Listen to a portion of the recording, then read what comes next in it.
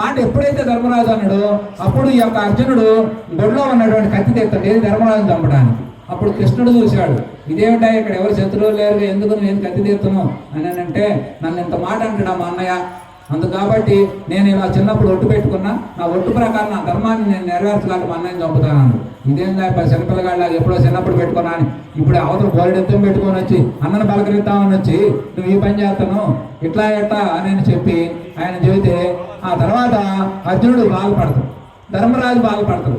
బాధపడిన తర్వాత మరి ఏం చేయాలి ఇప్పుడు దీనికి? ఆయన ధర్మం అప్పుడు అర్జునుడు అడిగింది ఏమిటంటే, ధర్మం తప్పకుండా ఇప్పుడు నేను అన్న మాట ప్రకారం నా మాట నెరవేరాలి, కానీ మరి మా అన్న బ్రతకాలి, ఇప్పుడు దీనికి మార్గం ఏమిటి చెప్పు అని అంటే ఆయన చెప్పింది ఏమిటంటే, అయ్యా మీ అన్నని నువ్వు బాగా మళ్ళీ బాగా కాసేపు తిట్టుకున్నావు అనుకో, అప్పుడు ఆ మనిషి ఒక విలువ గల వ్యక్తిని నువ్వు గనుక నువ్వు దూషిస్తే అతను ఆ మనిషి బ్రతుకున్నా కూడా చచ్చిన వాడితో సమానం అని చెప్పడం జరిగింది. అందుకని అర్జునుడు కాసేపు నువ్వు నీ వల్లే అసలు ఈ యుద్ధాలు వచ్చినాయి, నీ వల్లే ద్రౌపది అట్టయింది, నీ వల్లే మేము అడవులు పట్టుకుని ఆకులు తిన్నాం, ఏదేదో జరిగిందో మొత్తం చిట్టా చెప్పుకుంటూ వచ్చింది. ఇవన్నీ వచ్చిన తర్వాతే వచ్చి ఆయనకి వాళ్ళ అన్నం అనేసరికి బాధ కలిగింది. ఎప్పుడన్నా భీముడన్నా మా ధర్మరాజుని అంటాడు, కానీ అర్జునుడు ఎప్పుడు అంత గొప్పవాడు అర్జునుడు.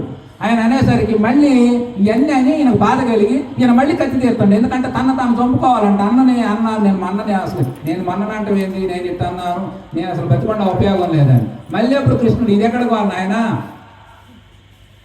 అదైపోయింది, మళ్ళీ నిన్ను నువ్వు అనుకుంటే అట్లా కాబట్టి మళ్ళీ ఆయనకి ఏం చెప్పిండంటే, కాసేపు నిన్ను నువ్వు పొగుడుకుంటే మళ్ళీ నీ పశ్చాత్తాపం చల్లారిద్ది అంటే, అప్పుడు అర్జునుడు మళ్ళీ ధనుసు పైకెత్తి ఈ భూమండలం మీద 3 లోకాలలో శివుడు తప్ప నన్ను యుద్ధంలో గెలవగలిగిన వాడు మరొకరు లేడు, అర్జునుడు అంటే ఏమనుకున్నావు అని చెప్పి ఆయన పొగుడుకుంటాడు. ఈ సందర్భం చెప్పిన తర్వాత మనకు ఆయన చెప్పింది ఏమిటంటే, సత్యం పలకటం అనేది మంచిది. అందరూ ఇది చాలా లోతైన విషయాలు. సత్యం పలకటం అనేది మంచిది, కానీ సత్యాన్ని ఎలా పలకాలి? సందర్భానుసారాన్ని పలకాలి. కానీ మూఢంగా సత్యం పలుకుతున్నా అంటే ఎట్లా? అందుకే దానికి 2 కథలు చెప్పాడు ఆయన. కథలు చాలా చిన్న కథలు. ఏమిటా కదా? ఒకటి, బాలకుడు అనేటువంటి వ్యక్తి అతను పుట్టుకతోనే వాళ్ళ తల్లిదండ్రులు వాళ్ళ వారసత్వం అంతా కూడా అడవుల్లో ఉంటాయి, ఏవో జంతు జీవరాశులు చంపుకొని తింటూ ఉండేవాడు. అలా తింటున్న వ్యక్తి అనుకోకుండా ఒకరోజు అడవుకు పోయేసరికి అడవిలో ఇట్లాంటి చెరువులో ఒక బాగా ముళ్ళ పంది లాంటి పెద్దది ఉంది, అది నీళ్లు తాగుతూ ఉంది. ఆయన అలిసిపోయిన పొద్దులు ఎక్కడ ఏం దొరకలా. ఆయన ఏం చేశాడంటే దాన్ని దూరం నుంచి కొట్టేసరికి ఆ పందికి తగిలింది. పందికి తగిలి పంది చనిపోయి కింద పడగానే యమలోకం నుంచి ఆ పందిని తీసుకుపోవడానికి ఈయన్ని తీసుకుపోవడానికి ఇద్దరు తీసుకుపోయారు. వాస్తవానికి చేసింది పంది నేరమే, ఈయన నేరమే, కానీ వాళ్ళని తీసుకుపోయారు. కారణం ఏమిటంటే ఆ పంది అంతకుముందు జన్మలో అది గొప్ప తపస్సు చేసింది. తపస్సు చేసిన తర్వాత భగవంతుడు ప్రత్యక్షమైతే అది ఏం కోరిందంటే, నేను ఈ సృష్టిలో ఉన్నటువంటి మానవ జాతిని అంతా సంహరించాలని చెప్పి కోరుకున్నాను. అది ఎందుకో దానికి అది ఆ దుర్బుద్ధి ఎందుకు కలిగింది? అందుకని నువ్వు మానవ జాతిని నువ్వు సంహరించడం కాదురా, నువ్వు మళ్ళీ జన్మెత్తు, నువ్వు మానవుడి చేతులను చనిపోయినప్పుడే నీకు మోక్ష జ్ఞానం వస్తుందని చెప్పి స్వామి మళ్ళీ కిందకి నెట్టి. అందుకని దాన్ని సంహరించడం వల్ల ఈయన కూడా చేసుకుపోవటం జరిగింది వైకుంఠాన్ని. అంటే ఈ బాలకుడు ఆయన ఏం చేసేవాడంటే, ఏ రోజు కూడా నేను జీవిని చంపుతున్నానని కానీ నేను తింటున్నానని కానీ ఆయనకి ఎలాంటి మనసులో అలాంటి భావన లేదు. నేను చేస్తున్నానని కానీ ఇది తప్పని కానీ ఆయన, నేను నా తల్లిదండ్రులను పోషించాలి, పోషణార్థం మాత్రం ఇది నేను చేస్తున్నాను అనేటువంటి భావనతో చేసేవాడు ఆయన. అందుకని ఆయన తప్పు చేసినా కూడా అది రైట్ అయింది. అలాగే కౌశికుడు అనేటువంటి వ్యక్తి గొప్ప తపస్తంభం. ఆయన ఎప్పుడు కూడా అబద్ధం ఆడు, అసత్యం పలకడు, అధర్మంగా నడుచుకోడు, చాలా నీతివంతుడు, చాలా గొప్పవాడు. కానీ ఆయన ఊరు బయట ఇట్లాంటి ఆశ్రమం కట్టుకొని ఉంటా ఉంటే ఒక రోజు అనుకోకుండా రాజ దర్బార్లో దొంగలు పడి అటు నుంచి 4 దొంగలు ఎంటపడేసరికి వీళ్ళందరూ వచ్చి ఏం చేశారంటే అటు పోయి ఆ పొదసాడు దాక్కున్నారు దొంగలు. పోతుంటే ఈ కౌశికుడు అనేటువంటి మహర్షి చూసిన తర్వాత వాళ్ళు వచ్చి, ఏమయ్యా ఇప్పుడు 4 దొంగలు వచ్చారు కదా చూసావా అన్నాడు. ఈయన నియమం ఏమిటంటే ఈయన అబద్ధం ఆట, ఈయన అసలు సత్యం చెప్పాలి, ఈయన పెట్టుకున్న నియమం. ఆయన సత్యవ్రతుడని పేరు, కానీ ఆయన ఏం చేసిండు? మరి ఇప్పుడు అబద్ధం చెప్పాలా నిజం చెప్పాలా? అందుకని ఆయన నిజమే చెప్పాలి, వాస్తవానికి సత్యం చెప్పాలిగా. అందుకని ఆ పొదల సాటున ఉన్నారని చెప్పింది. అప్పుడు ఆ రాజు భటులు వచ్చి ఈ 4 పట్టకపోయారు, శిక్ష చేశారు, చంపేశారు. కానీ తర్వాత ఈయన మరణిస్తే ఈయన నరకానికి తీసుకుపోయారు. ఎందుకు నరకానికి తీసుకుపోయారంటే 4 జీవులకి ఈయన కారణం. అంటే నువ్వు సత్యం చెప్పాలా, సత్యం ఎలా చెప్పాలి సందర్భాన కృష్ణుడు. అందుకే మన కృష్ణుడు అర్థం కానిది ఏమిటంటే, నేను 20 సంవత్సరాలుగా కృష్ణుని జీవితం నాకు కూడా అనుమానంగా ఉంటుంది. ఏమిటి నన్ను అబద్ధాలు అన్నట్టే ఉంటాడు, మోసం చేసినట్టే ఉంటాడు, పరస్త్రీలతో ఉన్నట్టుగా ఉన్నాడు. మరి లోకంలో ఈయన చెప్పింది ఏమిటి, యుద్ధంలో కూడా యుద్ధంలో పోయినప్పుడు మనకు 15వ రోజు ద్రోణాచార్యుని యుద్ధం చాలా గొప్పగా ఉంటుంది. అసలు ఆయన ప్రభావం సూర్యకాంతిలాగా వెలిగిపోతూ ఉంటుంది, తట్టుకోలేరు. సాయంత్రం దాకా ఆయన యుద్ధం చేస్తే సైన్యంలో ఒకడు మిగిలేటాడు కనపడాల. అప్పుడు కృష్ణుడు చెప్పిన మాట ఏంటంటే ధర్మరాజుతో, ధర్మరాజా మీరు యుద్ధాన్ని విజయకాంక్షతో చేయండి, ధర్మం కోసం యుద్ధం చేస్తే మీరు గెలవలేరండి. అదేంది స్వామి ధర్మంగా చేయాలి కానీ విజయకాంక్షతో చేయమంటే ఏమిటి, అవన్నీ సూక్ష్మ ధర్మాలు అర్థం కావు. అందుకనే ధృతరాజు మరి కర్ణుడు ఈ దుర్యోధనుడు వీళ్ళందరూ అయ్యా నేను అధర్మం చేతిద్దం చేపిస్తాను, అధర్మం చేతిద్దం చేపిస్తాను అని అంటుంటారు అప్పుడప్పుడు. అంటే ఆయన ఏమంటాడంటే ఇది అధర్మమే, కానీ అసలు ధర్మాలన్నీ ఏమైనాయి, అయ్యారా స్త్రీమూర్తిని పట్టుకొని కురువంశ కోడల్ని చేరగుంజినప్పుడు ఏమైంది, ఆమెను ఆ రకంగా పరాభవం చేసినప్పుడు ఏమైంది, లక్క ఇంట్లో పెట్టి నిప్పు పెట్టినప్పుడు ఏమైంది, భీముని తీసుకుపోయి ఇససర్పాల ద్వారా మరి సముద్రంలో దూల్చినప్పుడు ఏమైంది, మరి ఈ నీతులన్నీ ఏమైనాయి. మరి 13 సంవత్సరాలు వాళ్ళు అన్నధర్మం ప్రకారం వాళ్ళు పాటిస్తే వాళ్ళ రాజ్యం వాళ్ళకి ఇవ్వకుండా వాళ్ళని మరి నువ్వు ఈ రకంగా యుద్ధానికి తారశీలే, ఈ ధర్మాలన్నీ ఏమైనా ఇవన్నీ ధర్మాలు కాదా అంటే నీ దృష్టికి నీకు ఒక ధర్మమను ఇది ఒక ధర్మమా. అందుకని పాండవులు ఏది ధర్మం అంటారు, ధర్మం కాదు. ధర్మాన్ని గెలిపించాలంటే నువ్వు అవసరమైతే అధర్మం ద్వారా ధర్మాన్ని గెలిపించాలి. కృష్ణుని ఉద్దేశం ఏమిటంటే ధర్మం గెలవాలంటే అధర్మం ద్వారా అయినా ధర్మాన్ని గెలిపించాలి, సత్యం బ్రతకాలంటే అసత్యం ఆడైనా సరే నువ్వు సత్యాన్ని బ్రతికించాలి. అది అంత సూక్ష్మ జ్ఞానం, ఇది అసలు అర్థం కావడం చాలా కష్టం. 20 సంవత్సరాలుగా నేను ఎదుగుతుంటే ఇప్పుడు ఈ కర్ణ పర్వంలోనే ఆయన చెప్పిన మాట, ఈ కథలు 2 చెప్పి ఆయన చెప్పిన మాట ఏమిటంటే, నేను యథాశాస్త్రంగా పాటిస్తున్నటువంటిది ధర్మం గెలవటం కోసం అవసరం వచ్చినప్పుడు అసత్యమైన ఆడతాం, అసత్యం ఆడినా తప్పులేదు. ధర్మం అనేది చాలా ప్రధానం మనకి ఆయా సందర్భాలను బట్టి. ధర్మం సత్యం అంటే ఏమిటంటే ఎప్పుడు మారను, ధర్మం మారుతూ ఉంటుంది ఎప్పటికప్పుడు. ఈడ కూర్చుంటావు ధర్మం అని, ఆడ కూర్చుంటావు ధర్మం అని, అర్చక స్వామికి ఒక ధర్మం అన్నది. ఇట్లా నేను మీ ఇంటికి వస్తే ఒక ధర్మం అన్నది, మీరు మా ఇంటికి వస్తే ఒక ధర్మం అన్నది. ఇట్లా ధర్మాలనే మారుతూ ఉంటాయి. అందుకనే ఆ కౌశికుడు అంత ఋషి అంత తపస్సు చేసిండు, కానీ నలుగురిని ఎట్లా బ్రతికించాలి ఆయనకు అర్థం కాదు, సత్యం మాట్లాడుతున్నాను అనుకోండి.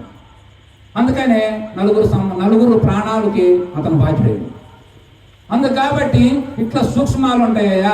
అప్పుడు నాకు ఈ శ్లోకం అర్థమైన తర్వాత శ్రీకృష్ణుడు ధర్మం గెలవటం కోసమే అవసరమైతే అసత్యం ఆడినా అది అసత్య దోషం అంటదని చెప్పిన తర్వాత అసలు రహస్యం అర్థమైంది, నాకు అంత అర్థమైంది. ఎందుకంటే కృష్ణుని జీవితం అంత తప్పులు తడకలుగా కనపడుతుంటుంది, వాస్తవానికి రాముడికి క్లారిటీగా ఉంటుంది. ఎందుకంటే రాముడు మంచికి సింబల్, కృష్ణుడు మంచి చెడుకు అతీతంగా ఉండేవాడు, మంచిలో ఉన్నట్టుగా ఉంటాడు, కానీ ఆయన మంచినే గెలిపిస్తాడు, ధర్మాన్నే గెలిపిస్తాడు, కానీ మనకు అర్థం కాదు. అందుకని మహాత్ములకి కృష్ణుడు అర్థం కాదు.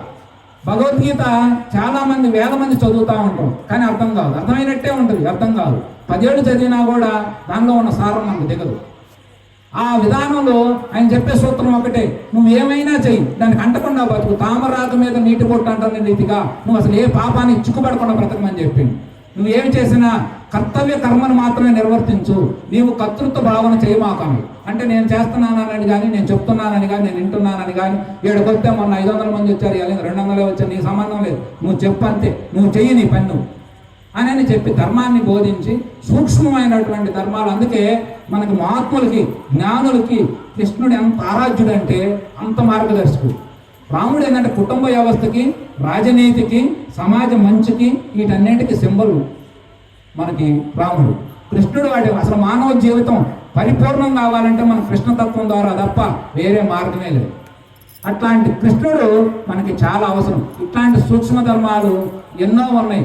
పాండవులు మనకి 13వ రోజు మనకి అభిమన్యుడు చాలా గొప్ప యుద్ధం, కొద్ది రోజులు చేసిన నిప్పు కనుకలాగా. అందుకే మహాత్ములు కొంతమంది చెబుతారు, బ్రతికితే 18 ఏళ్ళు బతికిన అర్జునుడిలాగా బ్రతకాలరా, లేకపోతే 257 సంవత్సరాలు బ్రతికిన భీష్ముడిలాగా బ్రతకాలా. అది జీవితం అంటే.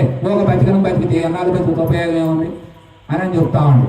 అది అలా అయిపోయిన తర్వాత మనకి 13వ రోజు అభిమన్యుడి సంహారం జరిగింది. సంహారం జరిగిన తర్వాత ఈ సంహారానికి కారణం ఎవరు అనుకుంటే సైంధవుడు, అంటే కౌరవుల యొక్క బావ. వాళ్ళకి ఒక ఆడపిల్ల ఉంది దుష్యంతల, ఆమెను ఆయనకి ఇచ్చారు. అప్పట్లో సింధు రాజు అంటే పేరు, ఇప్పటికీ మనకు సింధు దేశం, సింధు రాజ్యం, సింధు అనే దాంట్లో నుంచి మన హిందూ అనే పదాలు వచ్చి నేను కూడా చెప్తాను. అలాంటి సింధురాజు మరి గొప్పవాడు. అట్లాంటి గొప్పవాడు మరి ఆయనకిస్తే ఆయనని నేను రేపు తెల్లారేసరికి ఇవాళ ఉదయం సూర్యోదయం నుంచి సూర్యాస్తమయానికి ఖచ్చితంగా అతను చంపుతా, లేకపోతే నేను అగ్ని ప్రవేశం చేస్తానని వాగ్దానం చేశాను. వాగ్దానం కృష్ణుడు అన్నాడు, ఇదేందాయా కనీసం నాతో ఒక మాట చెప్పలేదు, మీ అన్నోళ్ళతో ఒక మాట చెప్పలేదు, ఇంత పెద్ద వాగ్దానం చేసి నువ్వు రేపు పొద్దున కల్లా మరి అది ఆయన ఎప్పుడైతే వాగ్దానం చేసిండో ఈరోజు మనం సెల్లు టీవీలో లైవ్ ఇచ్చినట్టు మొత్తం వ్యాప్తి చెందింది. రేపు పొద్దున కల్లా మనం కనుక ఈయన సైన్యుడిని కాపాడుకోగలిగితే అర్జునుడు మరణించినట్లేనా. ఇక ఆయనకి ఏడంచెల భద్రత పెట్టాడు దుర్యోధనుడు. ఇంకా ఆయన దగ్గర పోవాలంటే అది కుదిరే పని కాదు. ఆ రకంగా పెట్టి అర్జునుడు ఈ మాట అన్నాడు, బాధపడ్డలే కానీ మెలకొని నిద్రపోయింది పోయి ఆయన శబరంలో. కానీ కృష్ణుడు ఒప్పుకున్న నేరానికి ఈయన వెంటనే ఆయన మందిరంలోకి వచ్చి దర్భపుల్లలు వేసుకొని దాని మీద మెత్తటి కొట్టేసుకొని ఆసనం వేసుకొని కూర్చొని ఆయన ధ్యానంలో ఆయన యొక్క అంతరంగంలో నుంచి అర్జునుడిని కూడా ఆయన సూక్ష్మ జ్ఞానం ద్వారా అర్జునుడు ఈయనిద్దరు శివదర్శనం చేశారు. శివుని యొక్క అనుగ్రహం పొంది తెల్లారిపోతున్న వచ్చి సైంధవుడితో యుద్ధం చేసి ఆ రోజు యుద్ధం భూమండలం మీద అలాంటి యుద్ధం మళ్ళీ ఎవరు చేయరు. అంత గొప్ప యుద్ధం చేయడం జరిగింది. అట్లాంటి యుద్ధం చేసి సాయంత్రం మళ్ళీ 6 కావాల్సింది, సూర్యోదయం అయిపోతే ఇబ్బంది అవుతుంది అనుకుంటే అట్లాంటి సూర్యోదయాన్ని కూడా చక్రం అడ్డం పెట్టి బ్రహ్మాండంగా మరి సైంధవుని తల చేసిపోయి పక్కన పడేయడం జరిగింది. ఇట్లా ఎన్నో ఘట్టాలు, ఎన్నో అద్భుతమైనటువంటి ఘట్టాలన్నీ చేసి మరి ఆఖరి కురువంశం లాస్ట్లో వినాశనమైంది. ఎందుకంటే యుద్ధం మొత్తం పాల్గొంటే మొత్తం చనిపోయారు. 17వ రోజు యుద్ధం అయిపోయింది. 18వ రోజు యుద్ధం అయిపోయిన తర్వాత ఆ తర్వాత సాయంత్రం ఈ టైం అయిన తర్వాత యుద్ధం మొత్తం ముగిసింది. దుర్యోధను కూడా తొడలు ఎరగొట్టి పడేశారు. పడేసిన తర్వాత ఇటు ఏళ్ళ సైన్యం కౌరవులు మొత్తం దరిదాపుగా అయిపోయారు, ఎవరు లేరు. కానీ పాండవుల సైన్యంలో 3000 మంది పైన ఉంటే అటుపక్క 3 మిగిలారు. ఎవరెవరు? అశ్వత్థామ, ద్రోణాచార్యుని కొడుకు అశ్వత్థామ. కృతవర్మ అంటే కృతవర్మ ఎవరు? శ్రీకృష్ణుని యొక్క వియంకుడు. కృష్ణునికి ఒక కూతురు ఉంది. ఆ యొక్క కూతురు యొక్క మరి మామగారు, అందుకని విశాలాక్షుడు ఆయన కొడుకు. అల్లుడు మరి విశాలాక్షుడు ఆయన తండ్రి కాబట్టి ఆయనను కృపాచార్యుడు. 3 మిగిలారు. ఈ 3 అశ్వత్థామ చాలా మానసిక చాంచల్యం కలిగిన వాడు, చాలా శక్తివంతుడు. కానీ ఆయన ఏదో రకంగా దుర్యోధనతో ఉన్నటువంటి సఖ్యత వల్ల ఏదో రకంగా ఈ పాండవులు మిగిలిన వాళ్ళని పాండవులు మొత్తాన్ని సంహరించాలని చెప్పి వ్యూహం పని 18వ రోజు రాత్రి మొత్తాన్ని అప్పుడు కృష్ణుడికి తెలిసింది, ఈడేదో పన్నాగం పన్నుతున్నాడు, దీనివల్ల మనకి ఇబ్బంది అయితే అని చెప్పి ఈ పాండవులు 5గురిని సాత్వికిని కృష్ణుడు వేరే చోట పడుకున్నాడు. ఈ శిబిరాల్లోకి వచ్చిండు. ఈ మొత్తాన్ని వీళ్ళందరినీ చంపేసిండు. వీళ్ళందరినీ చంపేసిన తర్వాత కూడా మరి ఉత్తర గర్భం మీదకి బ్రహ్మాస్త్రాన్ని ప్రయోగం చేసిండు. బ్రహ్మాస్త్రం ప్రయోగం చేస్తే వ్యాసుడు నారద మహర్షి వీళ్ళందరయ్యా నన్ను ఆపని చేసి ఆపకుండా ప్రయోగిస్తే నా గర్భంలో ఉన్నటువంటి పెన్ను చనిపోవడం జరిగింది. దాన్ని కృష్ణ భగవానుడు ఆయన యొక్క శక్తితో బ్రతికించి కురువంశాన్ని మళ్ళీ ఉద్ధరించడం జరిగింది. ఈ రకంగా ఎన్నో ఆయన కొన్ని లీలలుగా, కొన్ని అనుష్ఠానంగా, కొన్ని జ్ఞానంగా, కొన్ని ధర్మంగా ఇట్లా మనకి మార్గనిర్దేశం చేసినటువంటి వాళ్ళల్లో చాలా గొప్ప మహానుభావుడు. ఇట్లాంటి మహానుభావుడు ఇప్పుడు మేము కరాలపాడు గ్రామంలో నేను ఈ భగవద్గీత, ఈ భారతం ఇవన్నీ చదివిన తర్వాత ఇట్లాంటి మహానుభావుని ప్రజలకు మనం పరిచయం చేయాలి. ఎందుకంటే మనం చేసేది ఏం లేదు, ఆల్రెడీ కృష్ణుడు గుళ్ళోనే కృష్ణుడు అందరికీ తెలిసిన వాడు.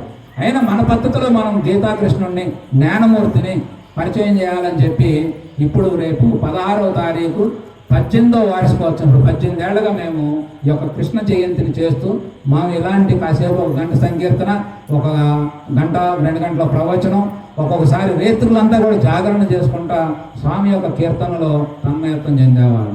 ఆయన ముఖ్యంగా మనం తీసుకుంటే మనకి 2 రకాలుగా ఉంటుంది. 1 వేణుగానం, 2 గీతాగానం. గీతాగానం ఇది, వేణుగానం అంటే సంకీర్తన. ఆయన ఎప్పుడు ఒంటరిగా ఉంటే వేణుగానం చేసుకుంటే తనలో తాను ఆనందపడితే సృష్టి అంతా చూసి ఆనందపడేవాడు. ఆ తర్వాత గీతాగానం అర్జునుడికి బోధించిండు. అర్జునుడిని అడ్డం పెట్టి లోకానికి అందించినటువంటి ఈ యొక్క గీతాగానం. ఈ 2 మనం అందుకని ఆయనకి సంకీర్తన ఇష్టం, సత్సంగం ఇష్టం. సత్సంగం అనేదానికి ఆయన చాలా గొప్ప. ఇక భగవద్గీతకు మించినటువంటి గ్రంథం లేదు, కృష్ణుడికి మించిన గురువు లేదు. అందుకే ఆయన జగద్గురు. అందుకే చేయాలని చెప్పి మేము మా పద్ధతిలో మరి 18 ఏళ్ళుగా ఈ కార్యక్రమాన్ని నిర్వర్తించడం జరుగుతూ ఉంది. ఈ విధానంలో మరి కృష్ణుని యొక్క మహిమలు, వ్యాసుని యొక్క మరి విధానం భారతంలో ఇట్లా చెప్పుకుంటూ పోతా ఉంటే ఎన్నో గ్రంథాలు ఎన్నో ఉన్నాయి. మనకి ఎన్నో ఘట్టాలు రోజుల తరబడి చెప్పాలి.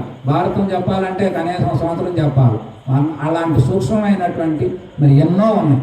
ఆ గ్రంథాలన్నీ కూడా కృష్ణుని యొక్క విధానంలో మనం తెలుసుకోవాలి. ముఖ్యంగా మహాత్ములు చెప్పిన మరి ఇతర బోధలకి కృష్ణుడి బోధని ఒకసారి మనం తీసుకుంటే, కృష్ణుడు ఇందాక చెప్పుకున్నట్టుగా వాళ్ళందరూ చెప్పింది ఏంటంటే మంచి మార్గం చెప్పారు, కానీ మంచి చెడుకు అతీతమైన దాన్ని మనకు అందించినటువంటి మహానుభావుడు.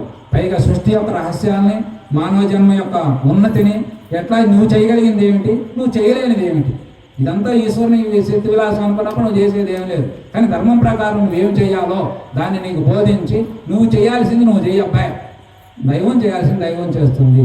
కానీ నువ్వు ఎప్పుడూ కూడా ప్రయత్నం, ప్రారంధంలోనే వర్తమానం. ప్రారంధం అంటే ఏమిటి?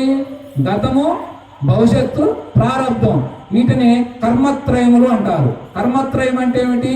సంచిత కర్మ, ప్రారంధం, ఆగామి. సంచితం అంటే ఏమిటి? నిన్నటిది లేదా నిన్నటి జన్మలోది. ప్రారంధం అంటే ఏమిటి? ఈ క్షణం ఉన్నది. ఆగామి అంటే రేపు రాబోయేది. ఇవాళ చేసిన పనికి నిన్న చేసినదే ఇవాళ అనుభవిస్తూ ఉంటాం, ఇవాళ చేసేది రేపు అనుభవిస్తూ ఉంటాం. అందుకని ఈ ప్రారంధం, వర్తమానం అంటే ఈ క్షణం. ఈ క్షణంలో నువ్వు ప్రయత్నం ద్వారా, నిత్య ప్రయత్నం ద్వారా, దృఢమైన విశ్వాసంతో ఎవడైతే తను ఎప్పుడు కూడా తన పని తాను చేస్తూ ఉంటాడో అలా చేసినటువంటి వాడే ఉన్నతమైనటువంటి స్థానాలు అలంకరించగలరు. దానికి ఉదాహరణ చెబుతా. మనకి ఇంద్రుడు లాంటి వాడికి ఎట్లా వచ్చిన ఇంద్ర పదవి? ఇంద్ర పదవి ఊరకు రాదు. కొన్ని వందలు అశ్వమేధ యజ్ఞాలు చేయాలి, రాజసూయ యజ్ఞాలు చేయాలి, వందల మరి ఆయన ఎన్నో దానం చేయాలి, ఎంతో మంది మీద యుద్ధాలు చేయాలి, ఎన్నో ఇంద్రియాలను జయించాలి. ఇవన్నీ చేస్తే ఆయనకు వస్తాయి. కానీ అట్లాంటి మరి ఇంద్ర పదవి వచ్చిందంటే ఎలా వచ్చింది? ఆయనకు ప్రయత్నం ద్వారానే వచ్చింది, పట్టుదలతో వచ్చింది, సాధన ద్వారా వచ్చింది. ఆయన ఆ రకంగా సాధించడానికి మరి చేసిండయా, అందుకాటి నీ పనిని నువ్వు సాధన చేసి సాధించండి అని చెప్పి, అంటే సోమరులను చేయటానికి కాదు. భక్తిలో ఎలా ఉంటుందంటే సోమర్తనం వస్తుంది మనకి. వైపు ఇక భక్తి అంటే సోమర్తనానికి అలవాటు పడకుండా ఆ జ్ఞానం అనేదాన్ని సున్నితంగా తీసి దేనికి అదిగా. ఇప్పుడు మనం ఉదాహరణకి ఈ క్షణం పొగిడ్ను, ఎవరిని పొగిడ్ను, ఈ క్షణం తిట్టిను, ఎవరిని తిట్టిను అనేది నీలో ఉన్నటువంటి అనేక రకమైనటువంటి భావాలని అనేక రకాలుగా విడదీసి చెప్పినటువంటి గొప్ప జ్ఞానం అనేది, జ్ఞానం చాలా గొప్పగా ఉంటుంది. అలాంటి జ్ఞానం మరి మనందరికీ కూడా అప్పాలంటే టైం ఎంత అయిందమ్మా?